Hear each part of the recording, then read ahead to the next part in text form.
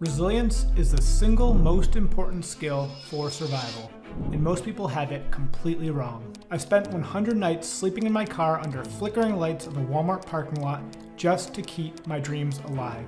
And the crazy part? The kind of resilience that saved me isn't about grit or pushing harder, it's about doing the exact opposite. Picture this. It's 12:47 a.m. in that Walmart parking lot in Maine. I'm laying down on coffee sacks, it's 15-degree weather outside, and I get the email. Parker, we have to terminate our contract. The delays just aren't working for us. My biggest client gone. Most people would say, this is when you need to be strongest. Push harder, fight back, never surrender. And they're wrong. There are 3 truths I learned in that Walmart parking lot. And the third one, it'll make you rethink every struggle you're facing right now. Section 1, the iron wall theory. So here's the first truth about resilience that changed everything for me. Your own walls, they're made of bricks. One brick stacked after another, and bricks crack under enough pressure. Trust me, I know. Picture this. It's past midnight. I'm laying on coffee sacks in the back of an old Volkswagen Jetta, one that my buddy lent me after buying it in an auction for $700. The Walmart parking lot lights are flickering. Trucks are rumbling by every few minutes. I've just driven 5 hours from Massachusetts to Maine after putting my kids to bed. I'm doing this because my new roasting facility got delayed. Again, special ducting requirements, town regulations, etc. I had already sold my house based on when it was supposed to be ready. So now, no home, no working facility, just me driving back and forth from my old roasting space. That night, I finally checked my email. There it is, my biggest wholesale partner, the cafe that kept us afloat. They're done. They can't wait for delayed shipments anymore. My walls started to crack. I could feel it. But then I closed my eyes and saw 3 little faces, my kids. See, here's what nobody tells you about resilience. You don't need walls of brick, you need walls of iron. And they're not your walls. They're the walls built from something bigger than you. For me, it was knowing my daughter had given me a half-eaten granola bar for the trip in case I got hungry, or the lucky rocks sitting on my dashboard. When your walls crack, and they will, trust me, you need something else holding you up, something you can't build alone. Most entrepreneurs try to be tough, but that toughness breaks. What doesn't break? Love, purpose, the people, counting on you. That's the iron wall, and it's not yours to build, it's theirs standing behind yours. Section 2, the supportive circle effect. Now, the second truth about resilience, this one's counterintuitive.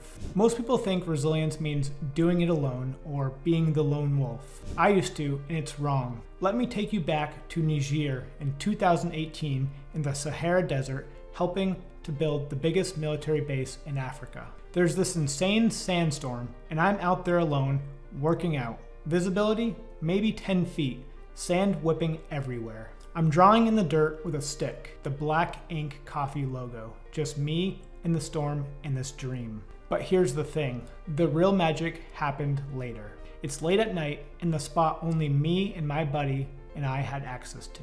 Our escape from deployment life. We're eating stale care package food, watching whatever movies we could find, and between scenes, we're talking, not about military stuff, about dreams we both have. My buddy notices the logo I keep drawing, and he asks me about it. So I explain it to him. The quill represents writing your story, the coffee ring is the bold mark you leave behind, surrounded by the relentless circle of life. He could have laughed. Instead, he's throwing out name ideas, asking about roasting methods, and he's genuinely invested in something that didn't even exist yet. Those late night sessions, stale pretzels, and business dreams, that's where resilience actually grows. See, you can draw your dream in the sand alone, but they become real when someone else believes in them too. In 2020, when 90% of my revenue vanished overnight, wholesale cafes forced to close left and right, you know what kept me going? Not my solo strength, it was other cafe owners calling, texting, and checking in. One owner told me, we're all in the same storm together, Parker. Different boats, same storm. And the lone wolf, he dies in winter, but the pack survives. Your resilience multiplies when you stop trying to be a hero of your own story and start building your supporting cast. Find your late night, stale pretzel, crazy dream believers. That's your circle. Hey you, if you're just here to passively consume content, hit the like button out of habit, or subscribe just to never watch again, don't. This channel isn't for spectators. It's for people who actually are on the path, who want to take action, who are willing to push themselves and challenge what they know. Vanity metrics don't matter. Real growth does. So if this channel speaks to you, if you're ready to level up and actually apply what you learn, then stick around and please give this channel a follow. If not, no hard feelings, but this isn't the place for you.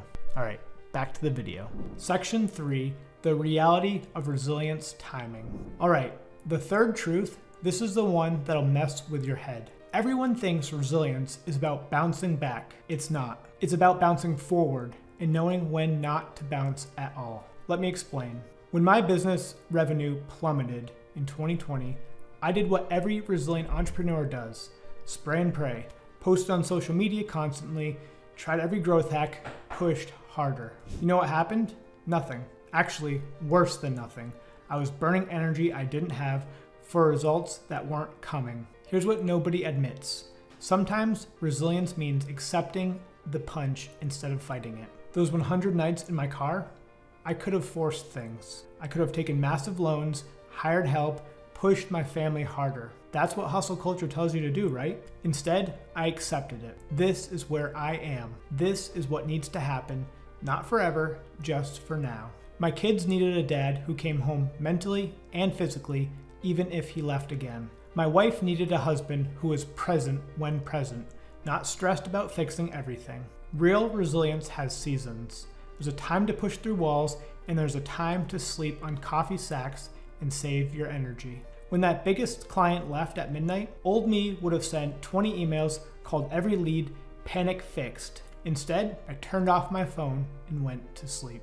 Why? Because at 6 a.m., I needed to roast coffee for my clients I still had, and they deserve the best, not my desperate. The businesses that survive aren't the ones that never stop fighting. They're the ones that know when to take a hit, when to rest, and when to strike. Your ego says never quit, but resilience says quit the right things at the right time. That $1 million mark, it didn't come from my desperate pivots. It came 2 years later when I had energy to invest in the right opportunities because I didn't waste time on the wrong ones. Resilience isn't about being unbreakable, it's about breaking smart. So let's bring this home. We just flipped everything you thought you knew about resilience. It's not about your walls, it's about the iron walls others build behind yours. It's not about going alone, it's about finding your stale pretzel dreamers. And it's definitely not about never breaking, it's about breaking smart. Look, I spent 100 nights on coffee sacks, lost my biggest client at midnight,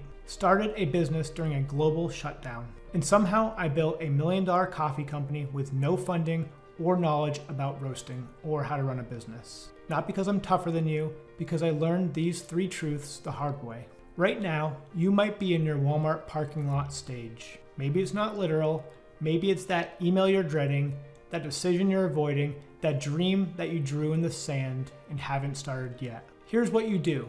First, close your eyes. Who are those faces that make your walls iron instead of bricks? Text them right now, seriously. Tell them your why. Second, find your circle. One person who'll eat stale snacks and believe in your crazy. Share that wild idea you've been sketching alone. Third, ask yourself, am I fighting the wrong battle right now? What would happen if I accepted this season instead of battling it? Because here's the thing, your breakthrough isn't waiting on the other side of burnout. It's waiting on the other side of wisdom. The coffee's hot, your story's not written yet, and those walls behind you, they're stronger than you think. Now go draw something in the sand, and this time, don't draw it alone. Now a quote from an old boxing instructor I had. If you're not punching, you're moving. If you're not moving, you're punching.